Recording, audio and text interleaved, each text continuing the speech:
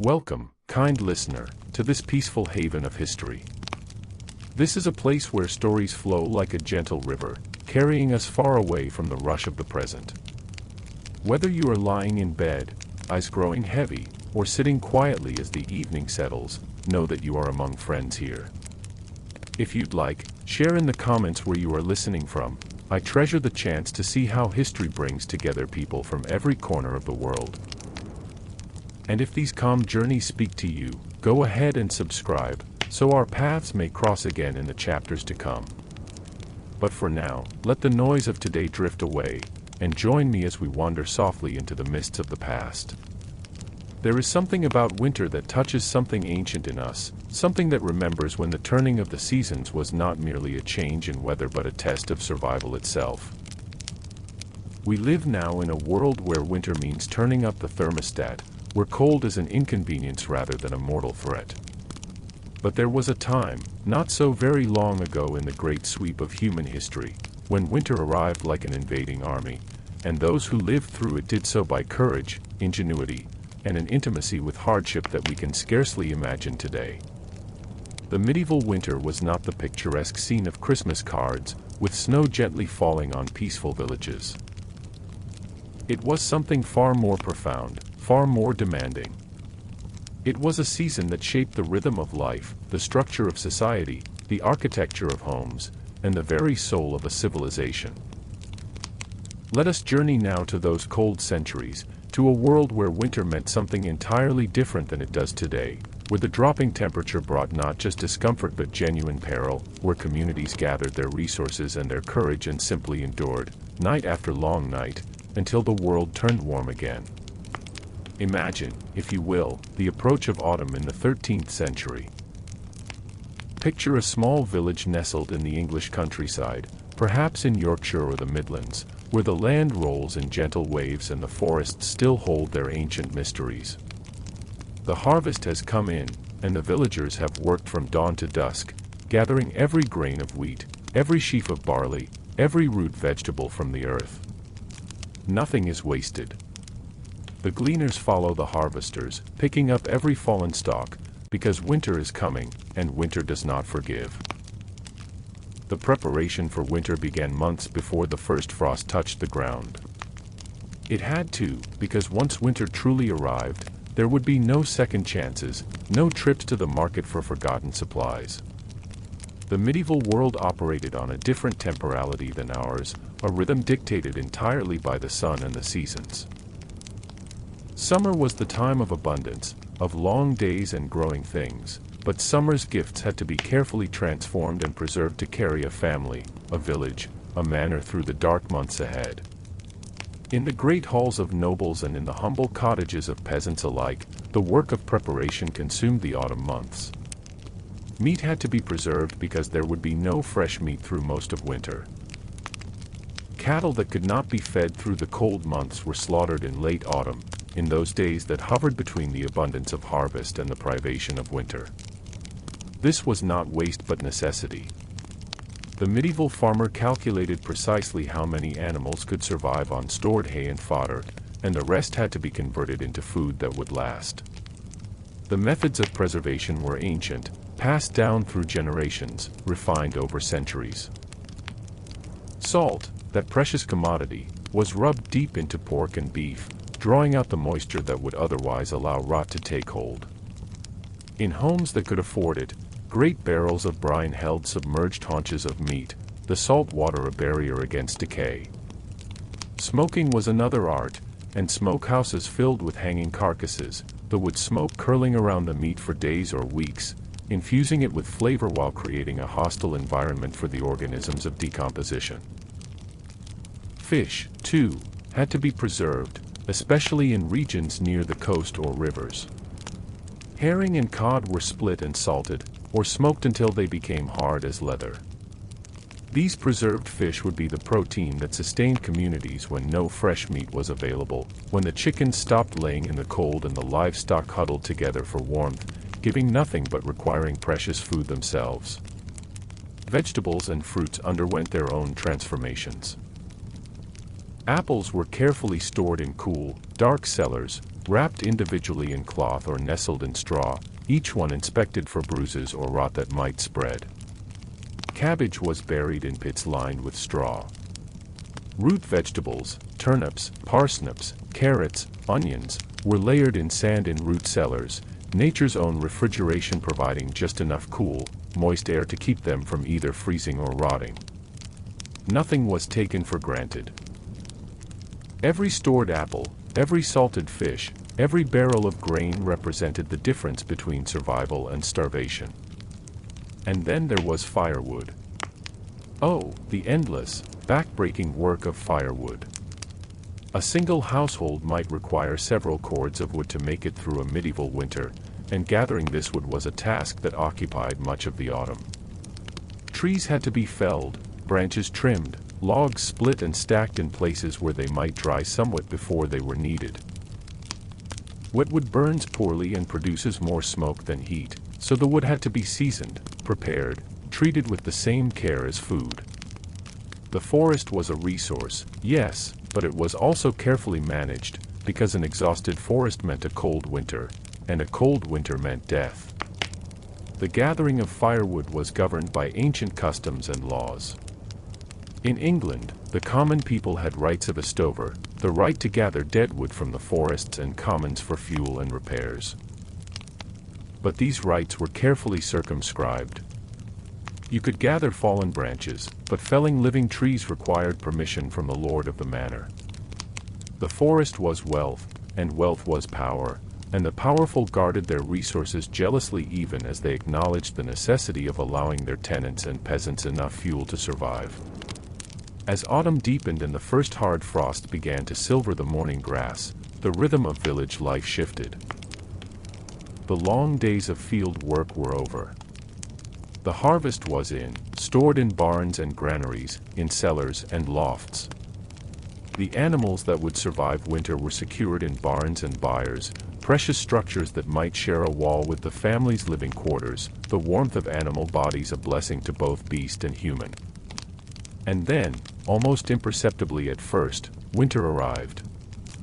The medieval winter was not merely cold.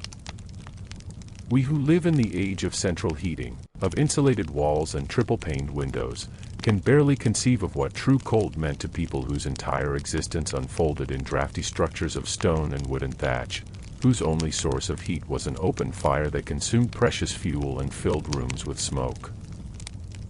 The cold was a presence, almost a living thing, that crept through every gap in every wall, that rose from stone floors and descended from rafters, that turned water to ice and made breath visible and turned fingers stiff and clumsy.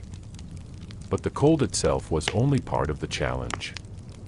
Medieval winters were brutal in ways that went beyond mere temperature. We are speaking here of a period that climate historians call the medieval warm period, lasting roughly from the 9th to the 13th century, when temperatures in Europe were somewhat warmer than they had been and would be again. But even in this relatively warm period, winters could be severe, and as we move into the 14th century and beyond, into what would become known as the Little Ice Age, winters grew harsher, longer, more unpredictable and more deadly. The Little Ice Age, that climatic downturn that stretched roughly from the 14th to the 19th century, brought winters of extraordinary severity. Rivers that had not frozen in living memory became solid highways of ice. The Thames in London froze so solid that frost fairs were held on its surface, complete with vendors and entertainment and bonfires built on the ice itself. The Baltic Sea froze, allowing wolves to cross from mainland Europe to islands that had been safe havens. Vineyards that had flourished in England during the medieval warm period died, unable to ripen grapes in the shortened growing seasons and colder temperatures. The tree line in mountainous regions retreated downward as the cold advanced. But even in more moderate winters, the challenges were immense. Consider the simple matter of staying warm. The medieval home, even the homes of the relatively prosperous, were drafty affairs. Glass windows were a luxury reserved for churches and the very wealthy, and even these windows were not the sealed, insulating barriers we know today but rather small panes of thick, imperfect glass set in lead, allowing air to whisper through the gaps. Most people made do with wooden shutters that could be closed against the worst of the weather, but closing shutters meant plunging the interior into darkness, a darkness broken only by the flickering light of the fire or, in wealthier homes, expensive candles. The medieval hearth was the heart of the home in more than a metaphorical sense. It was the source of warmth, the place where food was cooked, the gathering place where the family spent their winter evenings. In the humble cottages of peasants, this might be a simple fire pit in the center of the single room, the smoke rising to escape through a hole in the thatched roof or simply filtering through the thatch itself. There was no chimney, no flue to direct the smoke safely away. The interior of such homes was perpetually smoky, the smell of wood smoke permeating everything, clothes and bedding and the very timbers of the walls. Eyes watered, throats grew raw, but this was simply how life was. Wealthier homes, manor houses, and the growing town houses of merchants had the luxury of stone fireplaces with chimneys, innovations that appeared gradually across the medieval period. These fireplaces were enormous by modern standards, large enough to stand in, necessary because they were so inefficient. Most of the heat went straight up the chimney, and the warmth that remained radiated only a short distance into the room. Tapestries hung on stone walls served a dual purpose, adding beauty and color to the home while also providing a layer of insulation against the cold stone. Beds were draped with heavy curtains, creating a smaller, warmer space within the larger cold room, a kind of fabric cocoon that held body heat and provided some defense against the chill. People wore their clothes to bed, often sleeping in the same woolen garments they wore during the day, perhaps adding extra layers. Nightgowns as we know them, light garments meant only for sleep, were an invention of warmer times and warmer homes. The medieval sleeper bundled under furs, under woolen blankets, under whatever could be piled on to trap warmth. And still the cold found ways in, creeping under covers, turning the tip of the nose icy, making the first moments of rising from bed in the morning an act of genuine courage. The wealthy might have warming pans, metal containers filled with hot coals that were run between the sheets before bed to take away the worst of the chill. Hot stones, heated by the fire and wrapped in cloth, served the same purpose in humbler homes. These small comforts required time and effort, someone to tend the fire late into the evening, someone to rise early to kindle it back to life in the morning. The fire could never be allowed to go out completely, because starting a fire from scratch was laborious. Flint and steel, tinder carefully kept dry, much striking and cursing and blowing on reluctant sparks until they caught and grew, better by far to bank the evening fire carefully, covering the embers with ash to slow their burning, preserving a seed of warmth that could be coaxed back to flame in the morning. In monasteries and castles, in manor houses and guild halls, there was one great luxury that made winter somewhat more bearable: communal living. Where many bodies gathered, warmth accumulated. The great hall of a castle, where the household gathered for meals and where many of the servants slept, was warmed not just by the enormous fireplace but by the press of humanity itself. Monks slept in dormitories, their combined body heat and shared walls providing some defense against the cold.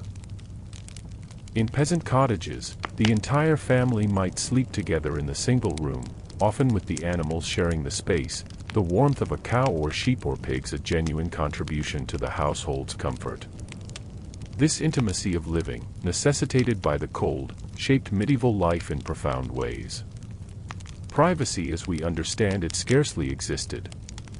The nuclear family isolated in its own home is largely a modern invention. Medieval people lived surrounded by others, their lives unfolding in constant proximity to family, to servants, to animals, to neighbors. The winter intensified this closeness, driving people together into shared spaces, into shared warmth, creating bonds and tensions in equal measure. The night was long in winter, the darkness profound in ways we can barely imagine in our electrically lit world. When the sun set in mid-afternoon, there was little that could be done outside. The work that filled the summer days was impossible in the dark and cold.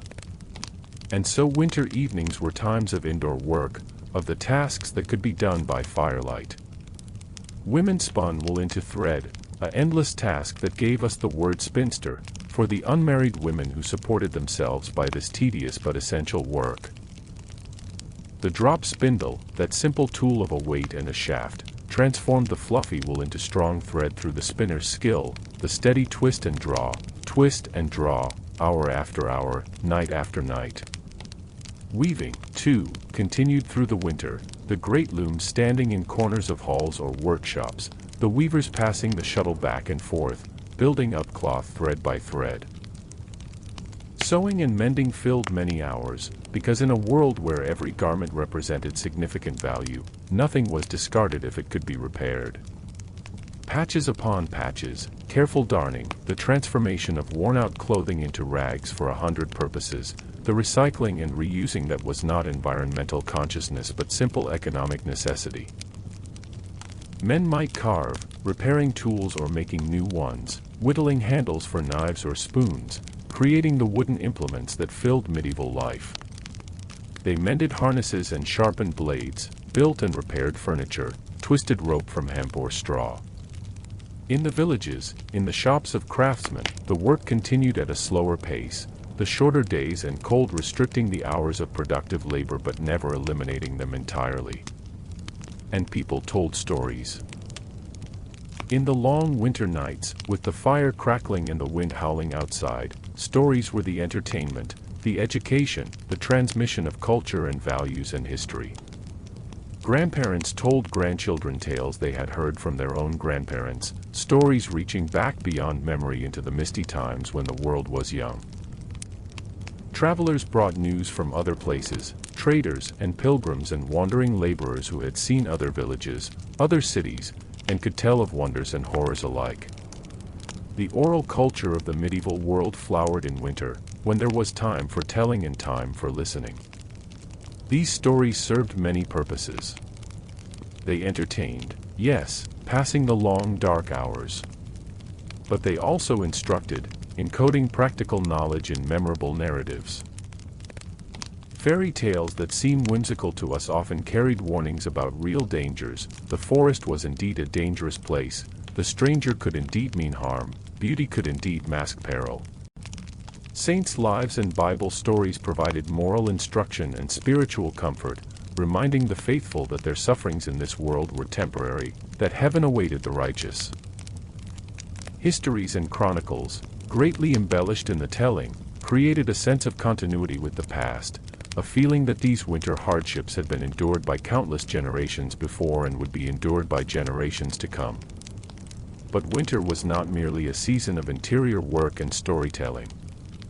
It was also a time of hunger, or at least the constant awareness of hunger as a possibility, as a threat that lurked just beyond the carefully rationed stores. The medieval diet was never abundant by modern standards, but in winter it became genuinely sparse. Fresh food was a memory and a hope. What remained were the preserved stores, carefully doled out to last until spring. The peasant's winter diet was monotonous at best. Bread, the staff of life, was present at every meal, but it was often made from coarse grains, barley or rye, sometimes mixed with peas or beans when wheat was scarce. This bread was dark and heavy, and as winter wore on and the stored grain aged, it might be made from flour infested with weevils or beginning to mold. There was no choice but to eat it anyway. Pottage, that ubiquitous medieval dish, was a thick soup or stew made from whatever was available.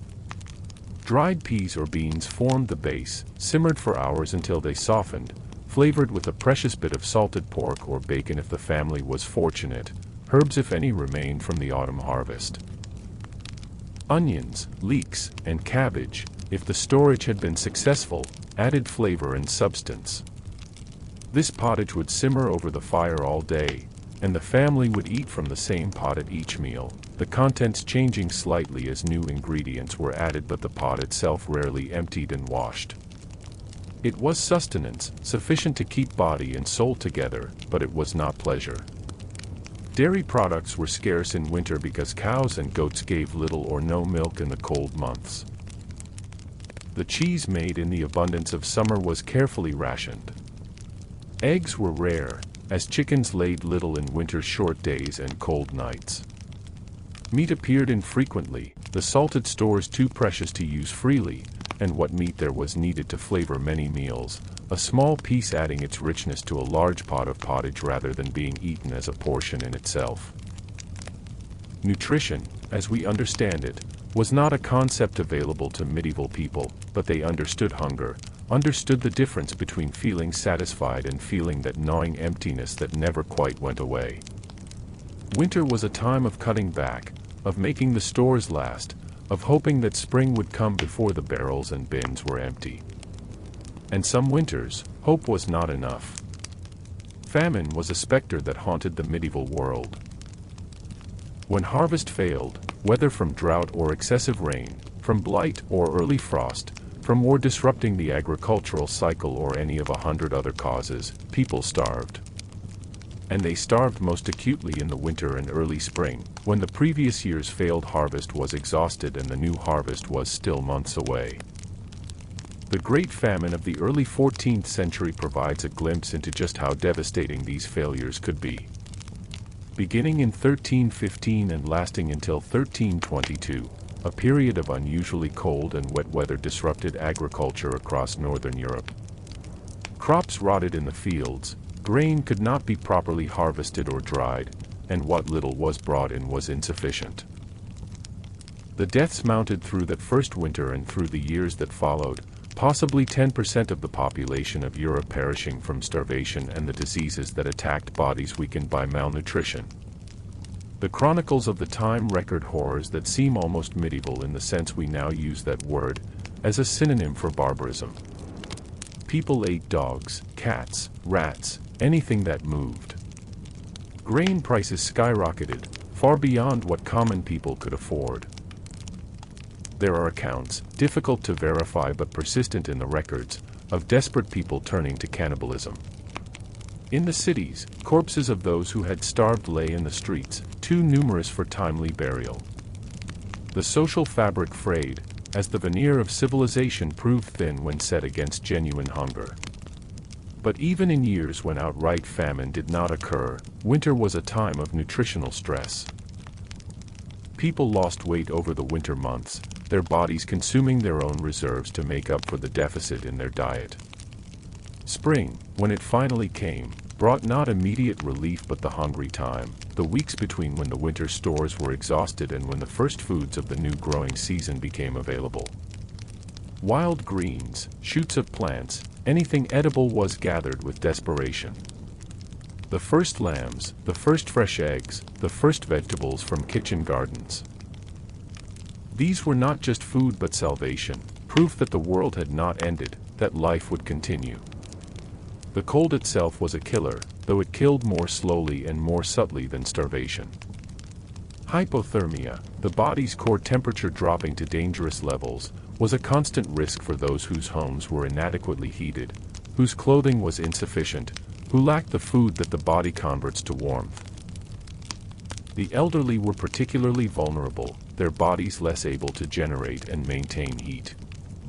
Children, too, died from the cold, their small bodies unable to defend against the relentless chill. But often it was not the cold directly that killed but rather the illnesses that flourished in winter's grip. Respiratory infections, what we would call colds and flu, bronchitis and pneumonia, ran rampant through medieval communities. Living in close quarters, in poorly ventilated, smoky rooms, people passed infections back and forth.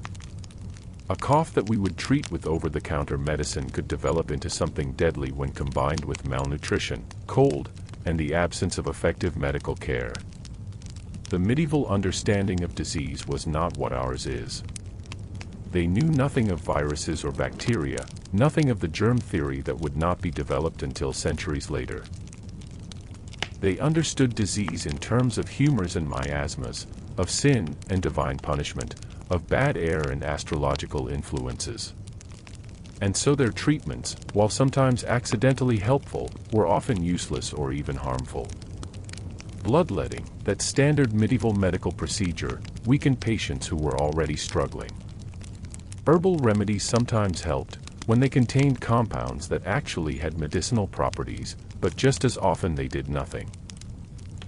And so medieval people, when illness struck, relied not on medicine but on prayer, on the saints, on the hope that God would grant mercy. They lit candles in churches, made offerings at shrines, recited prayers learned in childhood.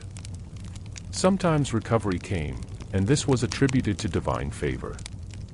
Often it did not, and the body was prepared for burial with the same resignation with which the community faced all of winter's hardships. Burial itself was complicated by winter. When the ground froze solid, digging a grave became a monumental task.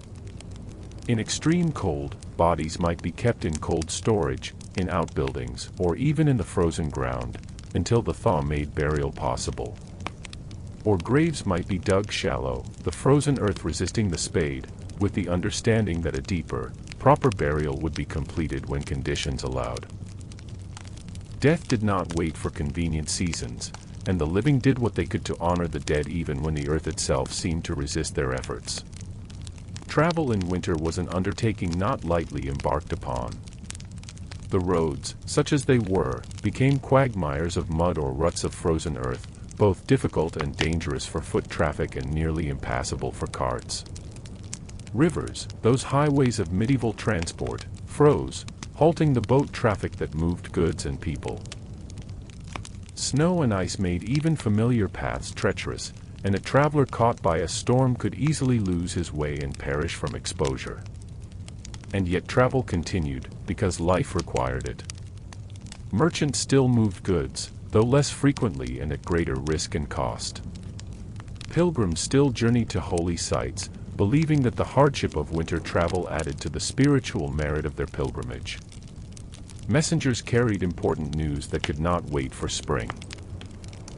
Armies, though campaign season was traditionally summer, sometimes moved in winter, using the frozen rivers as roads, accepting the attrition from cold and hunger as part of the cost of strategic advantage. For those who traveled, hospitality was not merely courtesy but a moral obligation. The stranger at the door on a winter's night might be an inconvenience, but turning him away could be a death sentence, and medieval Christianity took seriously the commandment to welcome the stranger and care for those in need. Monasteries maintained guest houses, offering food and shelter to travelers, a network of refuge that spanned Europe. Manor houses and even peasant cottages would share what they had with a traveler caught by nightfall or storm, trusting that this same hospitality would be extended to their own family members if they should find themselves in similar straits. But hospitality had its limits, particularly as winter wore on and stores dwindled. The community's first obligation was to its own survival, and strangers who lingered too long, who took more than they gave, wore out their welcome. Vagrants and beggars, people without homes or resources, faced the worst of winter's wrath. Some towns and cities had rudimentary provisions for the poor, charitable doles of bread or soup, but these were never sufficient, and in hard winters the homeless died in numbers that troubled consciences but seemed beyond remedy. The winter also brought a kind of isolation that amplified every other hardship. In summer, the village was connected to the wider world through travelers and traders, through the seasonal movements of life and commerce. But in winter, the world contracted. The village became an island, cut off by weather and impassable roads from everywhere else.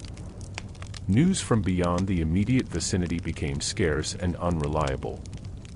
What happened in the next valley, let alone in distant cities or foreign lands, was unknown and unknowable until spring opened the roads again. This isolation could be oppressive, the same faces day after day, the same walls, the same routines, with no relief and no escape. Tensions that might dissipate in the busy variety of summer festered in winter's close quarters. Family disputes, neighborhood feuds, the petty resentments and jealousies that are part of human nature, all these intensified when people could not get away from each other, when every day brought the same people into the same small spaces. And yet this same isolation also created a kind of intimacy, a mutual dependence that bound communities together. Your neighbors were not abstractions but the people who might share their food if yours ran out, who would help dig out your home after a blizzard, who would sit with you in illness or mourn with you in loss. The medieval community was not idealized harmony. There was conflict and cruelty and injustice just as there is now. But there was also a recognition that survival required cooperation, that the group's well-being determined each individual's fate. The liturgical calendar of the medieval church provided rhythm and meaning to winter's passage. Advent, the season of preparation for Christmas, began in late November or early December, a time of anticipation and spiritual preparation.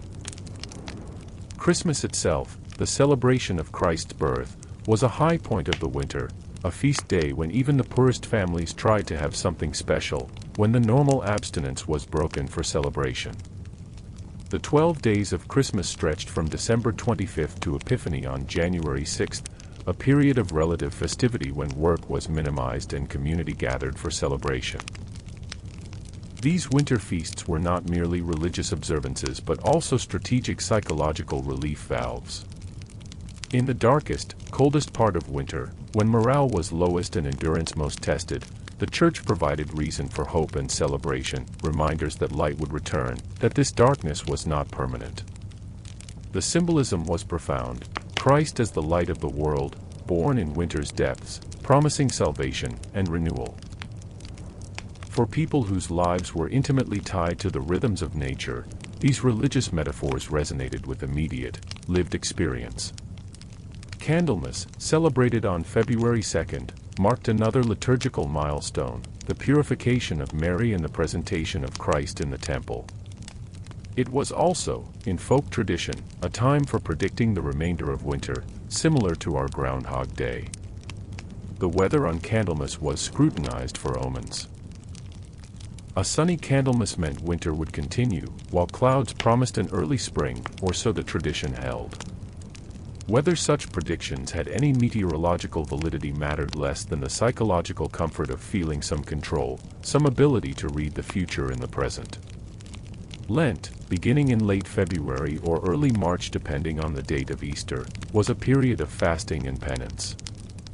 In a time when food was scarce anyway, the additional restrictions of Lenten fasting. No meat, limited dairy, sparse meals, were a genuine hardship. Yet they were also communal, shared by the entire Christian world, and there was comfort in that shared experience. The privations of Lent were not random suffering but chosen sacrifice, made meaningful by religious context, and they pointed toward Easter, toward spring, toward renewal and resurrection. Easter, the greatest feast of the Christian year, typically fell in late March or April, coinciding with the true beginning of spring. By Easter, the worst of winter was past, the days were lengthening noticeably, and the first green shoots of the new growing season were appearing. The religious symbolism of death and resurrection perfectly mirrored the natural cycle of winter's death and spring's rebirth. Easter feasts, elaborate as resources allowed, celebrated both Christ's victory over death and the community's survival of another winter. The castle and manor, those seats of medieval power and wealth, experienced winter differently than the peasant cottage but not as differently as one might imagine. Yes, the Lord had better food, more of it, and a more reliable supply. Yes, his hall had a larger fireplace, and his private chambers might even have the luxury of a second, smaller fireplace. His clothing was finer wool, possibly fur-trimmed, certainly more of it. But he was still cold. His stone castle, magnificent and imposing, was also drafty and damp, the stone walls radiating cold, the high ceilings impossible to heat adequately. He still breathed smoky air and woke to see his breath misting in the morning. He had more resources, but he also had more responsibilities, more people depending on him, and his survival was tied to theirs in ways that transcended simple self-interest. The medieval lord was not, in most cases, a distant, uncaring exploiter. The relationship between lord and peasant was complex, certainly unequal and often exploitative by modern standards, but also reciprocal in ways we sometimes forget.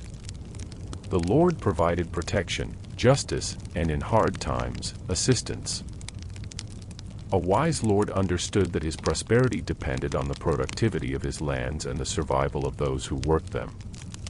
A lord who let his peasants starve would find himself lord of nothing, with no one to work the fields when spring returned. And so, in harsh winters, the lord might open his stores to prevent outright starvation, might reduce rents or defer collections, might organize communal hunts to add meat to the village's diet. These were not acts of pure altruism but enlightened self-interest mixed with genuine Christian charity, with the understanding that God expected the wealthy to care for the poor, and that judgment awaited those who failed in this duty. The castle or manor house was also a refuge, a place where people gathered in times of genuine danger. When war or banditry threatened, the peasants of the surrounding villages brought their portable possessions and herded their livestock into the castle, seeking protection behind its walls. And in the worst winters, when storms raged or cold reached lethal extremes, the manor hall might shelter those who would otherwise perish, the lord's fire warming bodies beyond his own household. Within the castle or manor, winter brought its own rhythms. The garrison soldiers, those men-at-arms who provided security, had less to do in winter.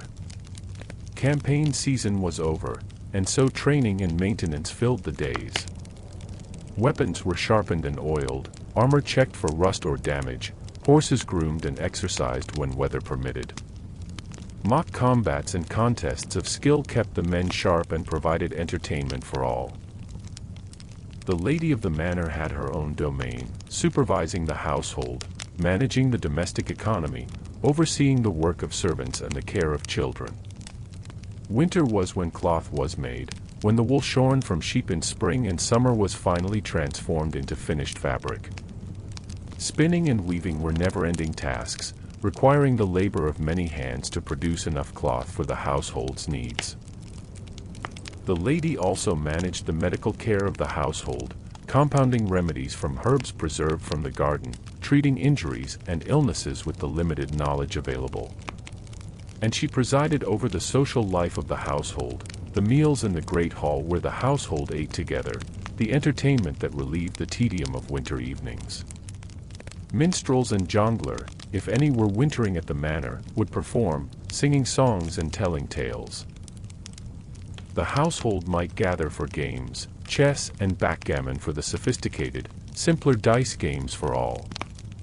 There was music, singing in harmony, the playing of instruments for those who had the skill. The church remained central to medieval life throughout winter, perhaps even more so than in other seasons. The parish church was often the only substantial stone building in the village, and while it was not heated, heating a church was beyond the resources of most parishes. It was at least a communal space, a place where the village gathered weekly and on feast days. The Sunday Mass was not just religious observance but social occasion, the chance to see neighbors, to exchange news, to participate in something larger than one's own household struggle. The church also provided spiritual comfort in ways that are difficult to appreciate in our secular age. For medieval people, the physical world was not all there was. The spiritual realm was just as real, just as immediate, and often more important. Suffering in this world was temporary, a test and a preparation for the eternal life to come. The cold, the hunger, the darkness, all were bearable because they were not final. Heaven awaited the faithful, a place of eternal light and warmth and plenty, and this promise made endurance possible. Prayer was not merely ritual but conversation with the divine, a source of genuine comfort and strength. The saints, that great cloud of witnesses, were intermediaries and advocates, human enough to understand human suffering, holy enough to petition God on behalf of struggling mortals. Each saint had special areas of concern: Saint Blaise for throat ailments, Saint Anthony for lost objects, Saint Christopher for travelers, and devotion to these saints was personal and heartfelt, a relationship of sorts between the human and the holy. The monastic communities, scattered across medieval Europe, had their own particular experience of winter. Monks and nuns lived by the rule, rising before dawn for the night office, gathering throughout the day for the cycle of prayers that structured monastic life. In winter, this meant rising in darkness to walk through freezing cloisters to the cold church, standing or kneeling for the office when the body craved the warmth of bed, maintaining the discipline of the rule when everything physical argued for staying warm and still. But monasteries also had advantages. Their communal life and shared resources meant better organization and more security. Granaries and storerooms were carefully managed, with stores intended to last not just the winter but into the next harvest, with surplus for the poor and for guests. The monastery infirmary cared for sick monks with a skill and dedication that exceeded what was available to most medieval people. And the monastery library, that treasure house of manuscripts, provided intellectual occupation for those monks whose work was scholarship and copying, the preservation of knowledge that made the medieval monastery one of the engines of cultural continuity. The scriptoria, those writing rooms where manuscripts were copied, were cold in winter but the work continued. Vellum pages could crack in extreme cold, and ink could freeze, so braziers of coals provided minimal heat.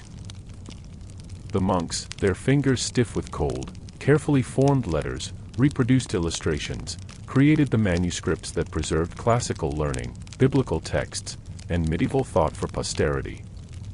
It was slow, painstaking work, and winter's short days meant fewer hours of adequate light, but it was work that could be done indoors, and so it filled the winter months. The cities, those growing centers of medieval commerce and craft, faced winter with resources unavailable to rural areas but also with vulnerabilities all their own. Cities concentrated people, and concentrated people meant concentrated poverty when times were hard. The urban poor, crowded into ramshackle buildings, facing high food prices and scarce work, suffered acutely in winter. Charitable institutions, hospitals, almshouses, doles organized by guilds or wealthy individuals, helped, but never enough. The streets of medieval cities in winter held not just merchants and craftsmen going about their business but also beggars, huddled in doorways, seeking any scrap of warmth or charity, their numbers swelling as the season wore on and resources dwindled. The city's walls, which provided security against external threats, also trapped the cold and the smoke within. In winter, when every household and workshop burned fires for warmth and work, the air became thick with smoke, a perpetual haze that irritated lungs and obscured vision. The narrow streets, overhung with upper stories of buildings that leaned toward each other, blocked what little sunlight penetrated the short winter days. The city in winter was a place of shadows and smoke, of crowds and cold, of activity and desperation existing side by side. Yet the city also offered opportunities unavailable in the countryside. Craftsmen continued their work through winter, tailors and shoemakers, blacksmiths and carpenters, bakers and butchers. The indoor nature of much urban work meant that productivity could continue even when agricultural labor was impossible. Markets still operated, though with fewer goods and higher prices. The city was where money circulated, where those who had resources could purchase what they needed, where those who had skills could sell their labor. The guilds, those organizations of craftsmen that dominated urban economic life, provided for their members in ways that extended beyond simple economic cooperation. A guild member who fell on hard times could expect assistance from his fellows, a loan or gift to tide him over, help finding work, support for his widow and children if he died. The guild hall was a social center, a place where members gathered not just for business but for fellowship, for the shared meals and celebrations that bound the guild together as something more than an economic arrangement. The Jewish communities, present in many medieval cities, faced winter's hardships along with everyone else, but they faced them with the additional burden of persecution and restriction. Jews were barred from many occupations, restricted to certain neighborhoods, subject to special taxes and periodic violence. Winter, when Christian communities were under stress, could be a time of heightened danger, when economic frustration or religious fervor could explode into pogrom. And yet Jewish communities endured, maintaining their faith and their traditions, celebrating their own holidays, Hanukkah falling in winter, a festival of lights in the season of darkness, and supporting their own poor and vulnerable through the networks of charity that were central to Jewish religious obligation.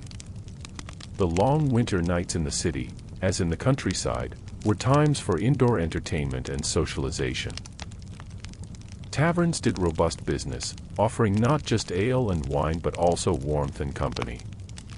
The tavern fire, the press of bodies, the songs and stories and dice games, these drew people out of their cold homes into communal spaces where coins could purchase temporary comfort. The church frowned on taverns, seeing them as places of sin and excess, but they persisted because they met real human needs, the need for warmth and light and fellowship in winter's grip. The urban wealthy, the successful merchants and the minor nobility who maintained townhouses, had resources that insulated them somewhat from winter's worst effects. Their homes were better built, better heated, better supplied. They could afford the best cuts of meat, white bread made from wheat, spices to flavor food, wine instead of ale, wax candles instead of smoky tallow. Their clothing was warmer, their beds softer, their rooms larger and more private. Yet they, too, understood that winter was a time of vulnerability, that illness could strike regardless of wealth, that fire, that great urban terror, could consume a house in minutes, leaving even the wealthy homeless in winter's cold. Fire was indeed one of the great fears of the medieval city. The buildings were timber and thatch, crowded together, filled with open flames for light and heat and cooking. A single carelessly tended fire could spread to engulf entire neighborhoods, and in winter, when water froze in wells and rivers, firefighting became nearly impossible. Cities burned, repeatedly, throughout the medieval period, and winter fires were particularly devastating, leaving survivors not just homeless but exposed to lethal cold with no easy way to rebuild until spring.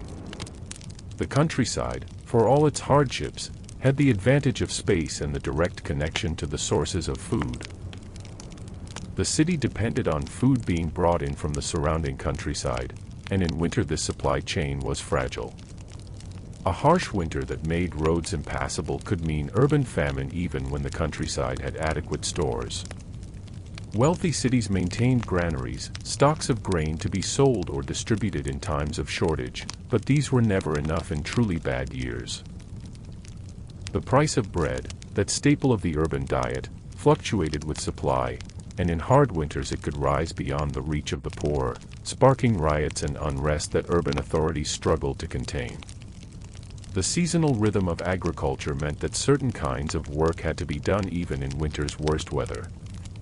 Animals still needed tending daily, regardless of cold or storm. Cows had to be milked, though they gave little. Chickens needed feeding and their eggs collected, though few were laid. Sheep and cattle and pigs needed water, which meant breaking ice on troughs, carrying buckets from wells or streams that might themselves be frozen. The barns had to be cleaned, the manure removed despite the cold, the fouled straw replaced with fresh. These daily chores fell largely to children and women, the men often being occupied with the heavier tasks of maintaining the farm itself. Children learned early that survival required contribution, that there was no room for idleness when every task left undone could mean the difference between a family's survival and its destruction. A child old enough to walk was old enough to carry, to fetch, to watch over younger siblings or help with simpler tasks. Childhood as a protected time of play and education was a luxury that would not emerge until much later, in much wealthier societies. The winter darkness, profound and enveloping, shaped the psychology of medieval life in ways we can barely grasp. We who live in the era of electric light, who can banish darkness with a switch, experience night as a choice, a time we can illuminate if we wish.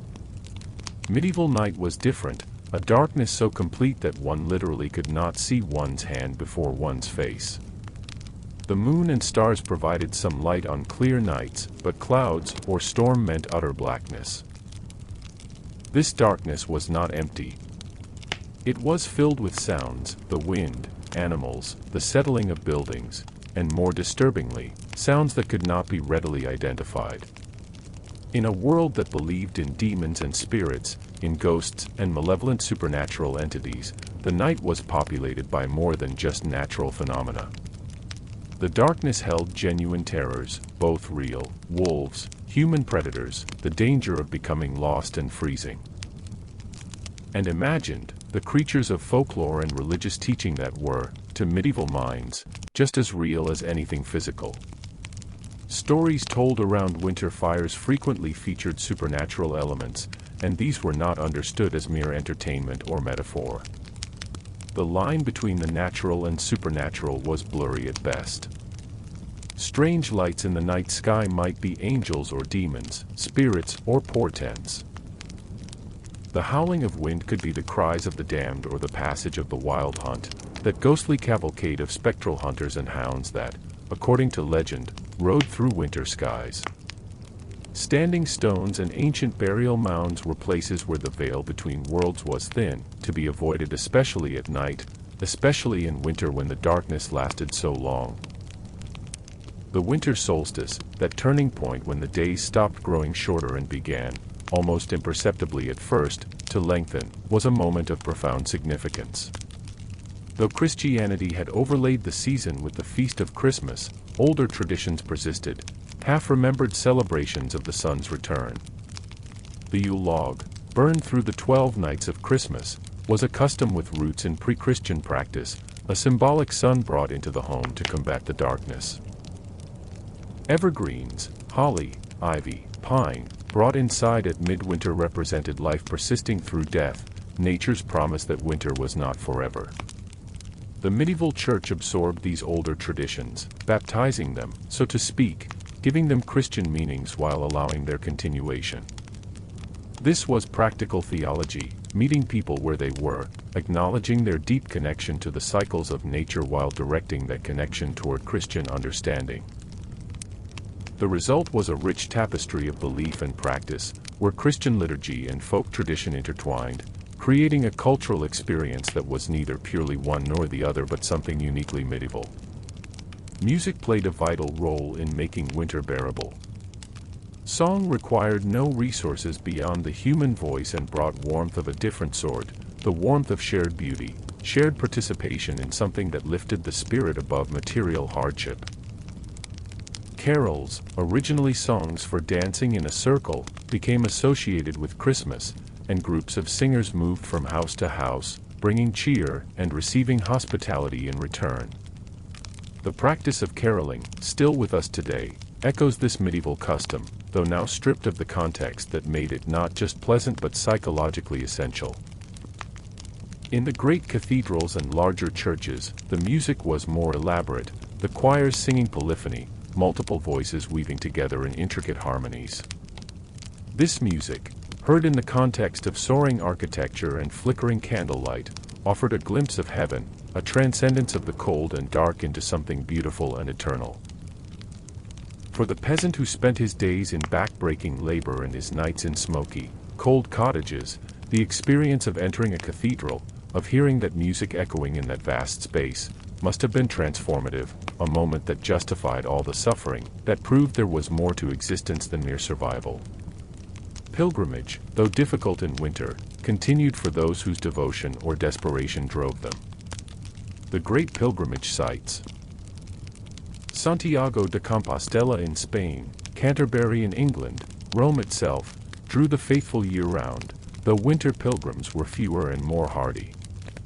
Pilgrimage was prayer in motion, the journey itself a form of devotion, each difficult step an offering to God or to the saint whose shrine was the goal.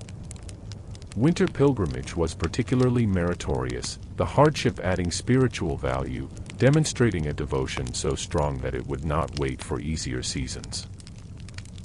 The pilgrims traveled in groups when possible, for safety and for company, strangers united by common purpose.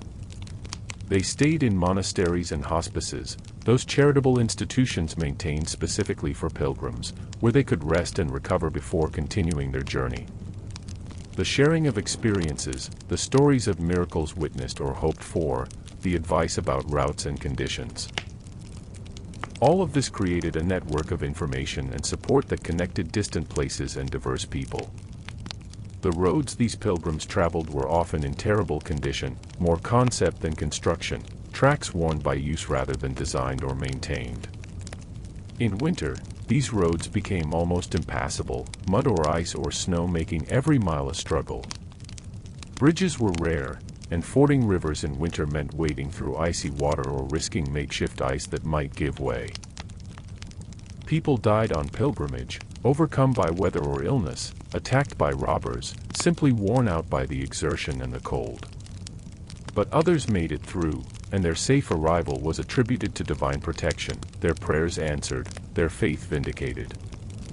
War did not entirely cease in winter, though it slowed. The concept of campaign season reflected practical realities.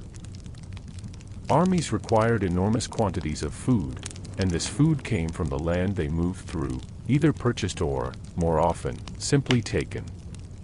In winter, there was no food to be had, and armies could not carry enough to sustain themselves for long. Moreover, the movement of large groups of men and horses was difficult when roads were bad and rivers impassable. And so armies typically went into winter quarters, dispersing to reduce the strain on local resources, waiting for spring to resume hostilities. But sieges could continue through winter, the besieging army settling in for a long wait, trying to starve out the defenders. A castle or fortified town, provisioned for a long siege, might hold out for months, but winter added to the misery of both besiegers and besieged. The besieging army camped in the open or in hastily constructed shelters, exposed to the weather, their supply lines stretched and vulnerable. Inside the walls, the defenders rationed their stores ever more strictly as time passed, hoping relief would come before starvation forced surrender. Winter sieges produced appalling suffering. The besieged, as their food ran out, might expel the civilians from the city or castle, mouths they could not feed. These refugees, turned out into winter's cold, wandered between the city they could not remain in and the besieging army that would not let them pass, dying in the no man's land between the two. Medieval warfare had rules, codes of chivalry that governed the conduct of knights, but these rules often did not extend to civilians, and the suffering of non-combatants in winter sieges was immense. Raids and skirmishes continued even in winter. A rival lord might take advantage of winter to strike when the victim was least prepared, driving off cattle, burning stores, weakening the enemy for the next year's campaigning.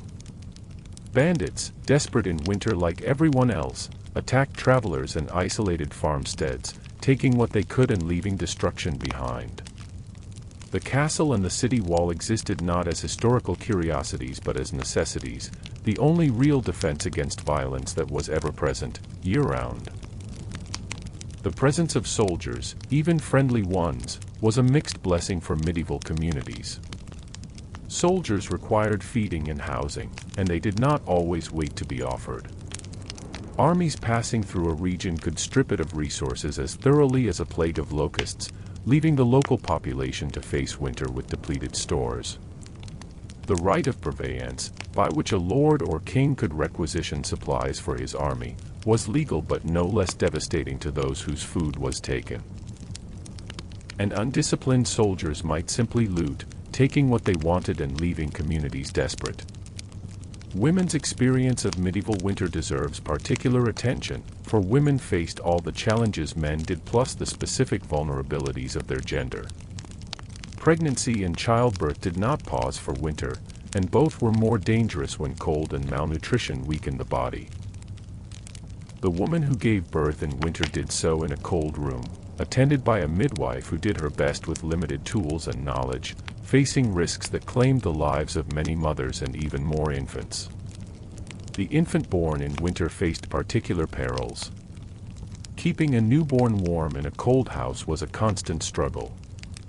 The baby was wrapped tightly, swaddled in cloth, kept close to the mother's body or near the fire, but still the cold found ways in. Respiratory infections were common and often fatal. Infants who survived the first week still faced months of winter before the world turned warm, and mortality rates for the very young were staggering by modern standards. Perhaps a third or more of children died before reaching age 5, and winter claimed more than its share. The grief of parents who lost children was real and deep, despite sometimes being portrayed as if medieval people were somehow inured to such losses because they were common. Burial of a child, especially in the frozen ground of winter, was one of the most painful duties a parent could face. The church taught that the child's soul had gone to God, and this provided some comfort, but the absence, the loss of potential, the simple human grief, these were not lessened by faith, only made bearable by it. Women's work in maintaining the household through winter was relentless.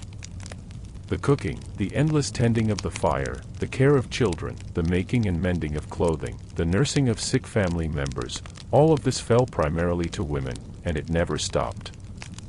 There were no days off, no breaks, just the continuous round of tasks that kept the household functioning. And this work was largely invisible, unrecorded in chronicles and documents, valued when it was absent but rarely remarked upon when it was present. The older women of the community, the grandmothers and great-aunts, were repositories of knowledge crucial for survival. They knew which herbs could treat which ailments, how to prepare food to make it last longer, how to manage a household through crisis. They taught younger women the skills they would need, passing down knowledge orally, mother to daughter, generation to generation. This knowledge was practical and specific, adapted to local conditions and resources, and its loss would have been catastrophic.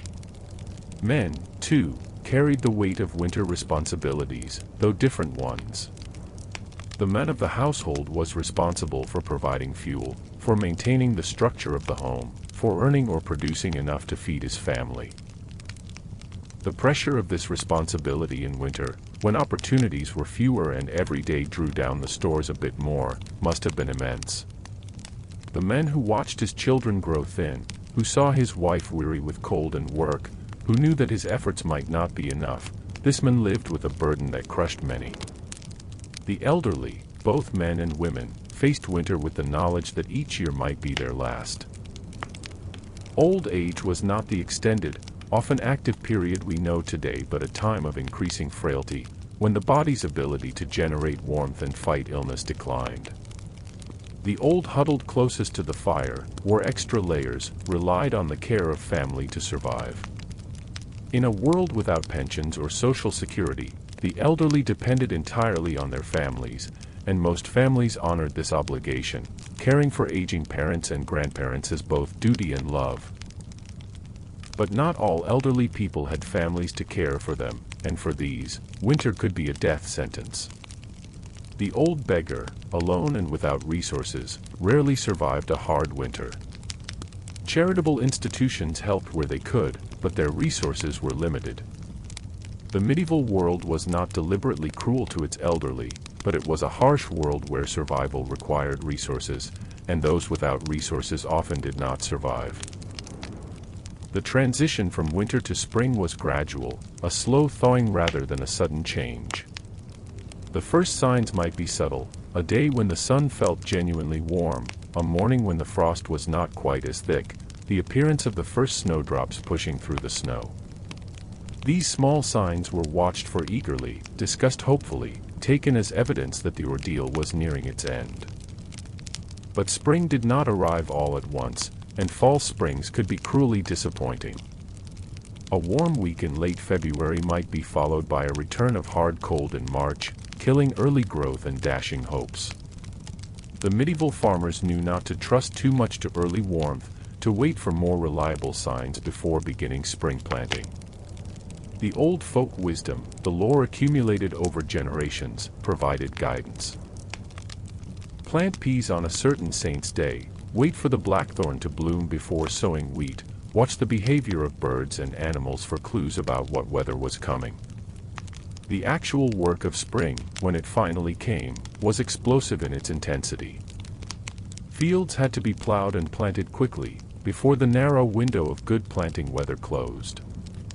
Animals had to be turned out to pasture to recover their strength and begin producing milk again.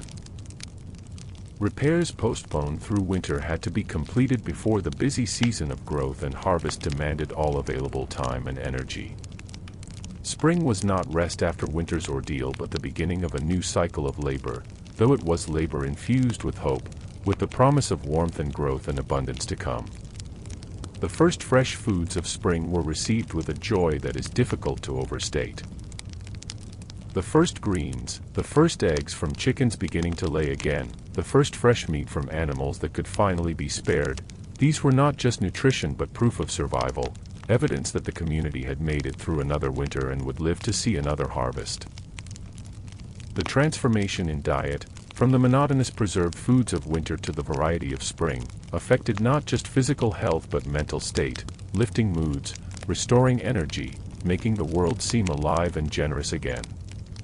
Easter, falling in spring, crystallized these feelings of renewal and rebirth. The Lenten fast ended, and feasting began. The church was decorated with flowers, the music was joyful, the message was of triumph over death and darkness. For medieval people, the religious symbolism and the natural cycle were not separate but deeply intertwined, each reinforcing the other, creating a sense of rightness, of being part of something larger than themselves, connected to both the divine and the natural world. But even as spring arrived and life renewed, the memory of winter remained. The preparations for the next winter began almost immediately, because those who forgot the lessons of winter, who did not prepare, who assumed that abundance would last, were those who would not survive when the cold returned. The medieval relationship with winter was cyclical, an endless round of preparation, endurance, survival, recovery, and then preparation again. This cyclical understanding of time was fundamentally different from our modern, linear conception. We think of time as progress, moving forward towards some future state. Medieval people understood time as circular, repeating, each year much like the last, each season bringing its expected challenges and blessings.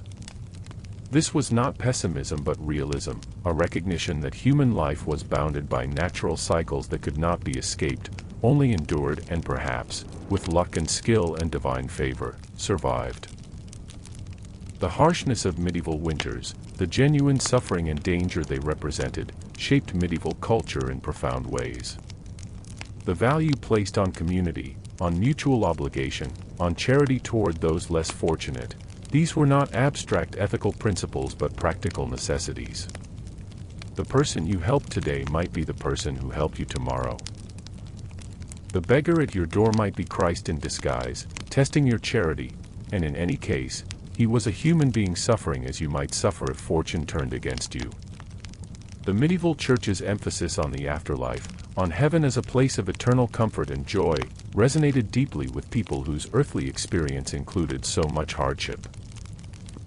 The promise that suffering in this world would be rewarded in the next was not opiate, dulling people to injustice, but genuine comfort, making bearable what had to be borne.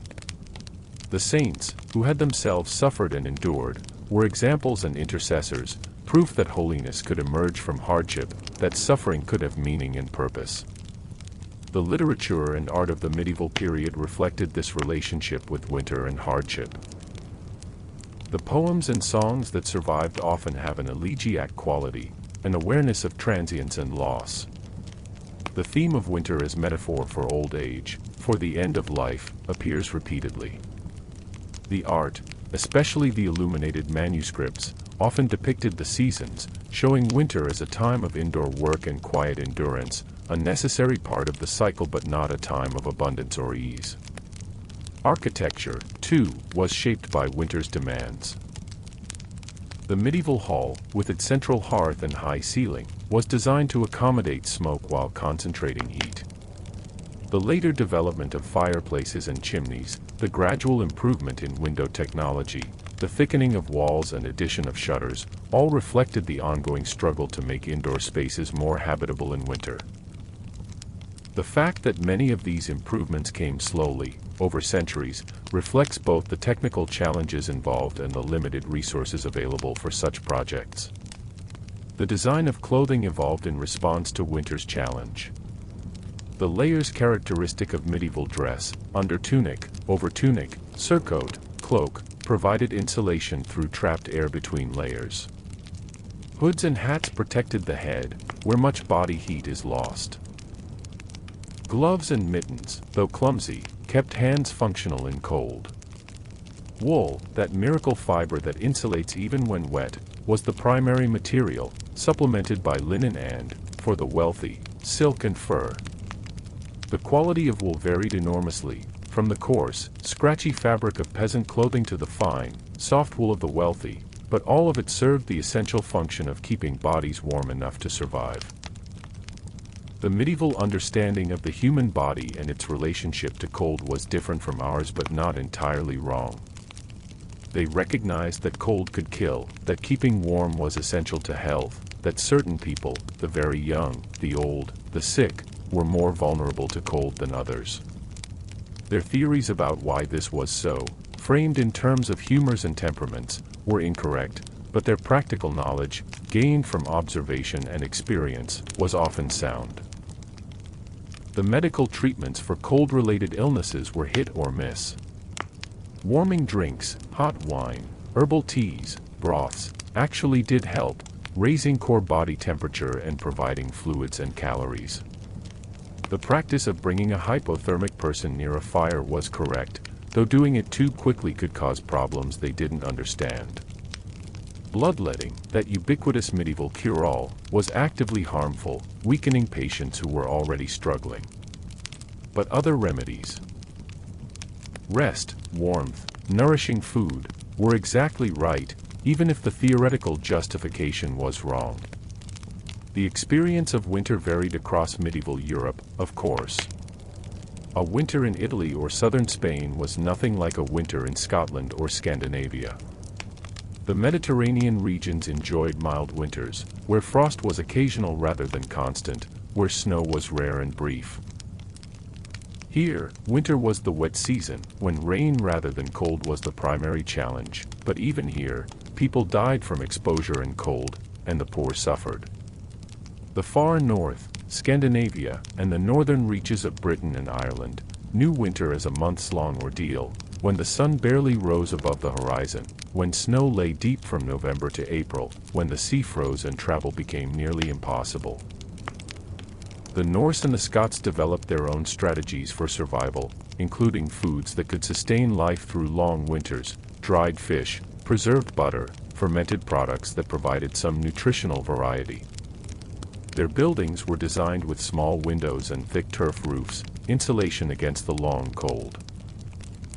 Central Europe, the heartland of the medieval world, experienced the full cycle of seasons, with winters cold enough to be dangerous but not so severe that life became impossible.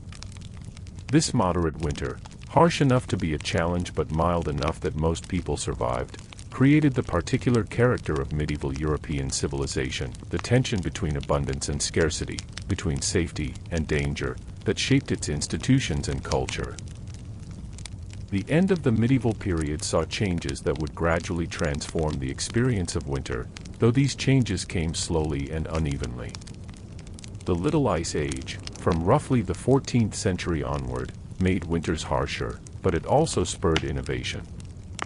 Improvements in heating technology, better construction techniques, changes in agriculture that increased yields and reliability, all of these helped. The expansion of trade brought new foods, new materials, new ideas. The growth of cities and towns, the development of proto-industrial production, created new sources of wealth that could be applied to the problem of winter survival. But for most people, for most of the medieval period, winter remained what it had always been, a test, an ordeal, a season that demanded everything they had and took many who could not give enough. The statistics, when we can piece them together from sparse records, tell a story of winter mortality that shocks modern sensibilities. Death rates rose significantly in winter, especially among the poor, the very young, and the old. Malnutrition and cold weakened bodies, making them vulnerable to diseases that might have been survived in warmer seasons with better nutrition. Yet people endured. They did more than merely survive. They lived, they loved, they raised children, they created beauty and meaning in the midst of hardship. The medieval winter did not break the human spirit, though it tested it severely. The communities that gathered around winter fires, that shared their meager stores, that told stories and sang songs and celebrated their feast days, these communities affirmed life in the face of death, warmth in the face of cold, hope in the face of despair. The legacy of the medieval winter extends far beyond the Middle Ages themselves. The traditions that developed in response to winter's challenge, the emphasis on home and hearth, the importance of hospitality, the celebration of light in darkness, these became embedded in European culture and spread with European expansion across the globe. Christmas, that quintessentially winter holiday, carries forward the medieval understanding of light and warmth as spiritual as well as physical realities, the need for joy and celebration in the darkest season. The songs and stories, the folk wisdom and practical knowledge developed over centuries of winter survival, did not disappear with the coming of modern heating and reliable food supplies. They persisted, passed down, adapted, remembered. The Christmas carols we sing have medieval origins. The traditions of evergreens and Yule logs, of gift-giving and feasting, echo practices developed when these things were not mere customs but psychological necessities, ways of making winter bearable. In our own time, when climate change threatens to transform the seasons we know, there may be lessons in the medieval experience of winter. Those centuries of adaptation to climate change, the medieval warm period giving way to the Little Ice Age, show human resilience and ingenuity, yes, but also the enormous cost of environmental transformation. The famines and deaths, the social disruption and suffering that accompany climate shifts, warn us of what may come if we do not act to prevent the worst effects of modern warming. But perhaps the deepest lesson of the medieval winter is about the human capacity for endurance, for finding meaning and creating beauty even in the midst of hardship. The medieval world was, by our standards, a place of grinding poverty and frequent suffering. Yet it was also a world of faith and community, of story and song, of moments of transcendent beauty. A shaft of colored light through a cathedral window, a perfectly crafted manuscript page, a meal shared among friends, a child's laughter, a lover's touch. The people who lived through those winters were not different from us in any fundamental way. They felt cold as we feel cold, hunger as we feel hunger, fear as we feel fear. They also felt joy and love, curiosity and wonder, hope and determination. They were human, fully human, facing challenges with the resources available to them, doing their best in circumstances we can barely imagine. When we look back at the medieval winter, we should see not primitiveness or backwardness but rather a different adaptation to the fundamental realities of human existence. These people lived closer to the edge of survival than we do, yes, but in doing so they perhaps understood more clearly what was truly essential. Community mattered because survival required cooperation. Family mattered because the bonds of kinship were often all that stood between a person and death. Faith mattered because it provided meaning and hope when material circumstances provided little of either. The quiet courage required to face winter year after year, knowing what was coming, understanding the dangers but having no choice but to endure them. This courage was ordinary, unremarked, simply part of life. The mother who rose in the dark to rekindle the fire, the father who ventured out into the storm to feed the animals, the child who learned to accept hunger and cold as normal parts of existence, these were not heroes in their own eyes, just people doing what had to be done. Yet there was heroism in this quiet endurance, in the refusal to give up, in the determination to survive and help others survive. The neighbor who shared food when his own stores were low, the lord who opened his granary to prevent starvation, the stranger who took in a traveler caught by storm, these acts of compassion and solidarity were not rare exceptions but the fabric of medieval life, the way communities survived together when no one could survive alone. As we sit in our heated homes, with our refrigerators full and our electric lights banishing the darkness, it is easy to feel superior to those who lived in medieval winters, to see their world as something we have transcended and left behind. But perhaps humility is more appropriate. We have not conquered winter so much as insulated ourselves from it, and that insulation depends on systems of remarkable complexity and fragility, electrical grids, supply chains, global commerce. Most of us, placed in a medieval winter with medieval resources, would not survive a week. The medieval people knew things we have forgotten, skills we have lost, ways of living that were adapted to scarcity and hardship. They understood their environment intimately, knowing every plant and animal, every shift of weather, every sign of seasonal change, because their survival depended on this knowledge. They knew how to do things with their hands, how to make and repair and improvise, because there was no one else to do these things for them. They also understood, in a way we have perhaps lost, the difference between needs and wants, between what is essential and what is merely desirable. Winter stripped life to its essentials: warmth, food, shelter, family, community, faith. Everything else fell away as luxury, as something that might make life better but was not necessary for survival. This clarity, this understanding of what truly matters, is something we might benefit from recovering, even in our abundance. The long night of medieval winter, that profound darkness unbroken by electric light, taught lessons about patience and endurance, about waiting for what cannot be rushed, about trusting that dawn will come even when the night seems endless. These are lessons our instant, always on, immediate gratification culture has largely forgotten, but they remain true. Some things cannot be hurried. Some challenges must simply be endured. Some darkness must be sat through, with faith and courage, until the light returns. The stories told around medieval winter fires, those tales of monsters and heroes, of quests and sacrifices, of darkness overcome and light restored, these were not escape from reality but engagement with it on a deeper level.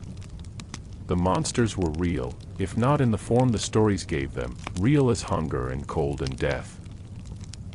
The heroes were real, too, ordinary people finding extraordinary courage when it was needed. The quests were real, the daily quest for survival, the longer quest for meaning and purpose in a world that could seem cruel and indifferent. And the hope was real, the stubborn, persistent hope that kept people going through the longest nights and the coldest days, the hope that spring would come, that life would continue, that their children would see better days. This hope was not naive or foolish but realistic, grounded in experience, in the knowledge that winter had always ended before and would end again, that the cycle would turn, that death was not final nor darkness eternal. As we near the end of our journey through the medieval winter, as we prepare to emerge from the cold and darkness into the warmth and light of spring, it is worth pausing to honor those who lived through these winters, who endured and survived and created and loved in circumstances of extraordinary difficulty. They were our ancestors, most of us, the people whose endurance allowed us to exist. They passed down to us not just their genes but their stories, their traditions, their hard-won wisdom about how to live. The medieval winter is past, gone into history, transformed by technology and wealth into something very different from what our ancestors experienced. We will never know winter as they knew it, that intimate acquaintance with cold and darkness and scarcity, that daily confrontation with mortality and fragility. Perhaps that is a blessing. Perhaps we should be grateful for our heated homes and our full pantries, for the abundance and security that previous generations could barely imagine. But perhaps we have also lost something in the losing of that intimate connection with the cycles of nature, with the seasons in their fullness and their harshness. Perhaps in insulating ourselves from winter's worst, we have also insulated ourselves from winter's lessons, from the understanding of mortality and community and resilience that came from facing genuine hardship together. Perhaps there is a reason that the stories and symbols of that medieval winter still speak to us, still appear in our celebrations and our culture, still touch something deep in our souls.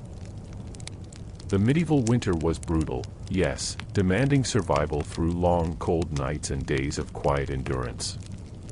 It was a season that tested communities and individuals, that killed many and scarred all, that made life a struggle and survival an achievement. But it was also a season that bound people together, that made clear what truly mattered, that inspired faith and courage and compassion, that created a culture rich in story and symbol and meaning. As we think about those medieval winters, let us remember not just the suffering but also the beauty, not just the hardship but also the humanity, not just the deaths but also the lives lived with courage and grace in the face of overwhelming challenge. Let us honor the quiet heroism of ordinary people doing extraordinary things, the mother feeding her children, the father gathering firewood, the neighbor sharing bread, the stranger offering shelter, the community gathering to celebrate light in the midst of darkness. And perhaps, in remembering them, we can find inspiration for our own challenges, our own winters, whatever form they take. The world has changed enormously since the medieval period, but the human heart has not changed so much. We still need community and connection, faith and hope, courage and compassion. We still face darkness and cold, if not always literal ones. We still need to endure, to persist, to trust that spring will come even when winter seems endless. The medieval winter, with all its harshness and all its beauty, reminds us that humans are resilient beyond measure, that we can endure what seems unendurable, that we can find light in the deepest darkness, warmth in the coldest night. It reminds us that we are not alone, that we are connected across time to all those who have faced hardship and survived, that their strength flows through us, that their wisdom is available to us if we listen. And so, as our journey through the medieval winter comes to its gentle close, let us carry with us the lessons of those long-ago seasons. Let us remember that survival is not just a matter of resources but of community, of the willingness to help and be helped, to share and to sacrifice, to recognize that we are bound together in ways that transcend individual interest. Let us remember that hardship, while never to be sought, can reveal strength we did not know we possessed, can clarify what truly matters, can strip away the trivial and leave us face to face with what is essential. Let us remember that patience is a virtue not just in the abstract but in the most practical sense, that some things cannot be rushed, that seasons must be allowed to unfold in their time, that the seed planted in autumn must wait through all the cold months before it can sprout in spring. Let us remember that hope is not foolishness but realism, that the darkest hour truly is before the dawn, that winter always ends, that life persists and renews itself even after the harshest seasons. Let us remember the importance of beauty and celebration, of finding reasons for joy even in difficult times, of gathering together to sing and tell stories and create moments of light and warmth that sustain us through the darkness. The medieval feast in the midst of winter, the candles lit when fuel was precious, the stories told when there was work to be done.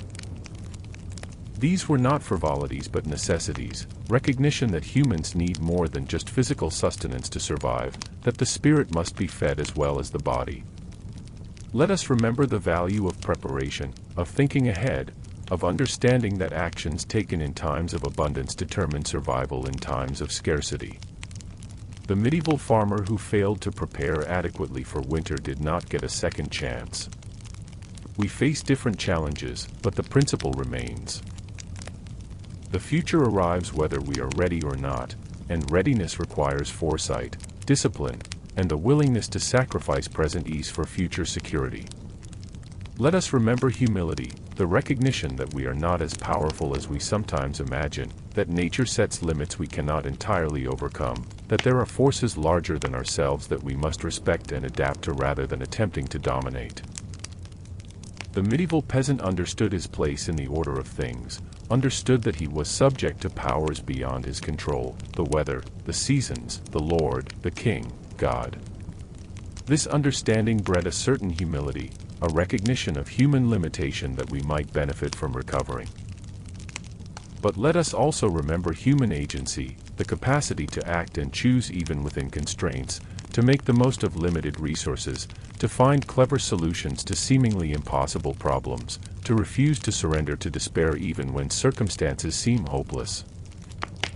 The medieval world was not a place of passive acceptance but of constant adaptation and innovation, of people solving problems with ingenuity and determination, of incremental improvements that accumulated over generations to make life gradually less harsh. The technologies developed to cope with winter, improved stoves and fireplaces, better methods of food preservation, warmer clothing, sturdier buildings, were not the products of sudden genius but of countless small improvements, each generation learning from the last, each craftsman refining techniques, each household discovering better ways to manage scarce resources. This patient, persistent innovation, driven by necessity rather than profit, created real improvements in human welfare. The social institutions that helped people survive winter. The manor system with its reciprocal obligations, the guilds with their mutual support, the church with its charity and spiritual comfort, the family with its bonds of loyalty and love, these too were adaptations, ways of organizing human life to maximize survival and minimize suffering. They were not perfect institutions, they had their oppressions and their failures, their cruelties and their injustices, but they worked well enough that European civilization survived and eventually thrived. The cultural productions of the medieval world, its literature and music, its art and architecture, its religious thought and folk wisdom, all bear the mark of winter, of a people intimately acquainted with darkness and cold, with scarcity and suffering, with mortality and loss. The themes that run through medieval culture, the transience of earthly life, the importance of community, the need for faith and hope, the celebration of light and warmth, make sense only in the context of a world where winter was a genuine existential threat. When we read medieval poetry, with its elegiac tone and its awareness of loss, we are hearing the voices of people for whom death was not an abstraction but a constant presence, for whom the turning of the seasons was literally a matter of life and death. When we look at medieval art, with its gold leaf and bright colors, its celebration of light and beauty, we are seeing the work of people who knew darkness intimately and created beauty as a bulwark against it. When we study medieval theology, with its emphasis on the afterlife and its complex reasoning about suffering and redemption, we are encountering the thought of people for whom the question of why a good God permits suffering was not academic but urgent, a question forced upon them by daily experience. Their answers may not satisfy us, but we should recognize the seriousness with which they grappled with the question, the depth of thought they brought to understanding their world. The medieval cathedral, that supreme achievement of medieval architecture, makes a certain kind of sense only when understood in the context of medieval winter. For people who lived in dark, smoky, cramped cottages, the cathedral offered an experience of space and light and height that must have been almost overwhelming. The stained glass windows, glowing with color, the soaring arches drawing the eye upward, the music echoing in the vast interior. All of this created a space that was literally and figuratively a different world, a glimpse of heaven, a promise that transcended the hardships of earthly existence.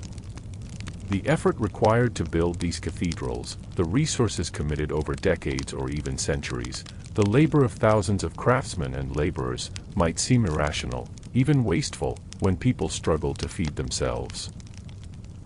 But the cathedrals were not waste but investment in something understood as more important than material comfort, a statement about values and priorities, an assertion that beauty and holiness and community were worth sacrificing for, were worth the enormous effort required to create them.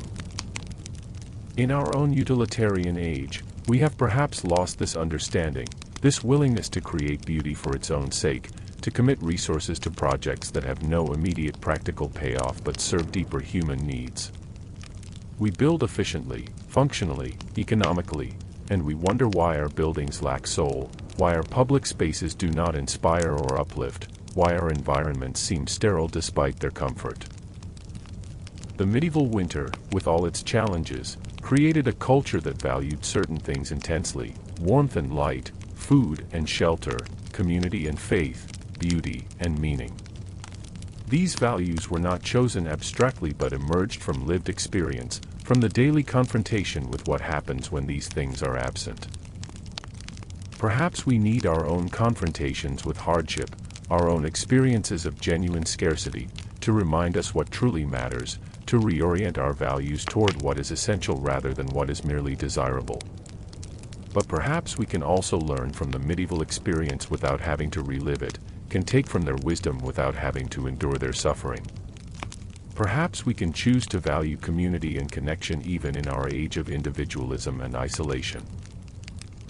Perhaps we can choose to practice patience and endurance even when instant gratification is available. Perhaps we can choose to find meaning and beauty even when entertainment and distraction are on offer. Perhaps we can choose to prepare for future hardship even when present abundance makes such preparation seem unnecessary. The choices we make in times of ease determine our survival in times of crisis, just as the medieval farmer's autumn preparations determined his winter survival. We face different crises than our medieval ancestors: climate change, economic instability, social fragmentation, the breakdown of institutions and systems we have relied upon. But the fundamental principle remains: resilience must be built before it is needed, community must be cultivated before crisis makes it essential, wisdom must be learned before circumstances force the lesson upon us. The medieval winter teaches us about resilience, about the human capacity to endure and adapt, to survive and even thrive in difficult circumstances. But it also teaches us about fragility, about how quickly comfort can vanish, how thin the margin between sufficiency and starvation, how dependent we are on systems and structures that we take for granted until they fail.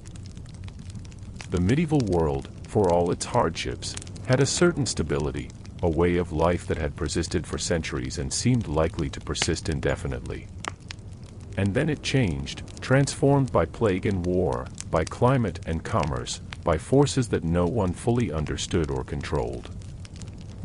We live in our own time of transformation, of change so rapid and profound that we cannot see where it is leading, cannot predict with any confidence what the world will look like in decades or generations to come. The systems we depend on, energy, food, technology, finance, are vastly more complex and powerful than anything available to our medieval ancestors, but they may also be more fragile, more vulnerable to cascade failures, more dependent on conditions that cannot be guaranteed to persist. If those systems fail, if we find ourselves facing genuine scarcity and hardship, what will sustain us? Not individual preparation alone. No amount of stored food or survival gear will be sufficient if the breakdown is prolonged or widespread. What will sustain us, if anything does, will be the same things that sustained our medieval ancestors: community, cooperation, shared values, common purpose, the willingness to help and be helped, the understanding that we survive together or not at all. The medieval winter reminds us of what humans are capable of, both good and ill. It shows us communities pulling together in mutual support, and it also shows us communities turning on scapegoats, blaming outsiders and minorities for hardships that had natural causes. It shows us individuals rising to heroic self-sacrifice, and it also shows us individuals hoarding resources while others starved. It shows us faith providing comfort and meaning, and it also shows us faith being weaponized to justify cruelty and oppression. We are not better or worse than our medieval ancestors, not more noble or more selfish, not more wise or more foolish. We are human, as they were human, capable of both great good and great evil, shaped by our circumstances but also shaping them through our choices. The lessons of the medieval winter are not simple or one-dimensional. They do not provide easy answers to our current challenges. But they remind us of possibilities, of ways of being and living that we have largely forgotten, of strengths we may need to rediscover. As evening settles around us now, as we come to the end of our long journey through those cold centuries, let us rest quietly with what we have learned. The medieval winter is long past, but its echoes remain, in our traditions and our culture, in our genes and our collective memory, in the ways we still, despite everything, gather together in the dark season, light candles against the darkness, share food and warmth and story, celebrate light's return, and trust that spring will come again. The people who lived through those winters, the peasants and the lords, the monks and the merchants, the mothers and the children, the young and the old. They are gone now, every one of them, passed into the silence of history. But they lived, they loved, they suffered and endured and found moments of joy and beauty in the midst of hardship. They were fully human, as we are human, doing their best with what they had, making their way through darkness toward light, through cold toward warmth, through winter toward spring. Their story is our story, Their struggle is our struggle, their victories and their defeats are part of the great human story of survival and persistence, of adaptation and resilience, of the stubborn refusal to surrender to despair even when circumstances seem overwhelming. They faced winter and survived it, year after year, generation after generation, century after century. And so they passed life on to us, a gift purchased at enormous cost, a legacy of endurance and hope that is our inheritance. We honor them by remembering, by telling their stories, by learning from their experiences, by carrying forward the wisdom they gained through suffering. We honor them by appreciating what we have, the warmth and abundance they could barely imagine, the security and comfort that they would have seen as miraculous. We honor them by not forgetting that comfort can be fragile, that winter returns, that hardship is always possible, and that the virtues they cultivated, patience and courage, faith and community, resilience and hope, remain necessary even in our transformed world.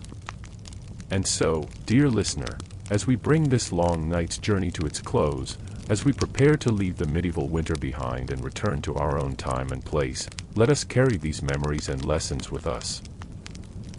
Let us remember the cold and the darkness, but also the warmth of the fire and the light of the candle.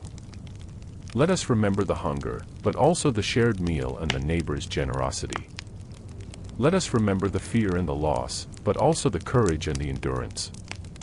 Let us remember that humans have survived worse than we face, that our ancestors endured hardships we can barely imagine, and that their strength flows through us, available to us when we need it. The night is long, but dawn always comes. Winter is cold, but spring always follows. The darkness is deep, but the light returns. These are the truths that sustained our medieval ancestors, and they remain true for us, in our own winters, whatever form those winters take. We are not alone. We are never alone. We are connected to each other, to all who came before, to all who will come after, part of the great chain of humanity that stretches from the distant past into the unknown future. And so we end where we began, in quietness and peace, having wandered together through centuries and seasons, through cold nights and quiet survival, through the lived experience of people long gone but not forgotten. The medieval winter was brutal, yes, but it was also beautiful in its way, in the resilience it called forth, in the communities it created, in the faith it inspired, in the stories it generated. It was fully human, as we are human, and in understanding it, we understand ourselves a little better. May you rest well, dear listener, warmed by the knowledge that you are part of this great human story, connected to all who have struggled and survived, carrying forward the light that has been passed from hand to hand through countless generations. May you find comfort in community and strength in connection. May you face whatever winters come with courage and hope, knowing that you are not alone, that spring will come again, that life persists and renews itself even after the harshest seasons. Sleep now, if sleep calls you. Rest now, if rest is what you need. And know that these stories and this history will be here when you return, that these memories of winters long past and lives long lived will wait patiently for you, ready to share their lessons and their comfort whenever you seek them. The past is not gone, not really. It lives in us, shapes us, connects us to something larger than ourselves. And in remembering it with tenderness and respect, we honor those who came before and prepare ourselves for whatever may come. Thank you for walking this path with me, for lending me your ears and your attention, for sharing this journey through time and season, through hardship and survival, through the long nights of medieval winter. May warmth and light and comfort be yours, now and always, and may you carry with you the quiet strength of all those who endured before us, who faced their winters and survived to see the spring. The story is told. The journey is complete. Rest now, in peace, in the gentle knowledge that winter always ends, that light always returns, and that the human spirit, tested but not broken, endures through every season, every age, every darkness, finding always some reason to hope, some cause to celebrate, some warmth to share in the coldest night. Good night, kind listener. Sleep well. And when you wake, may it be to spring.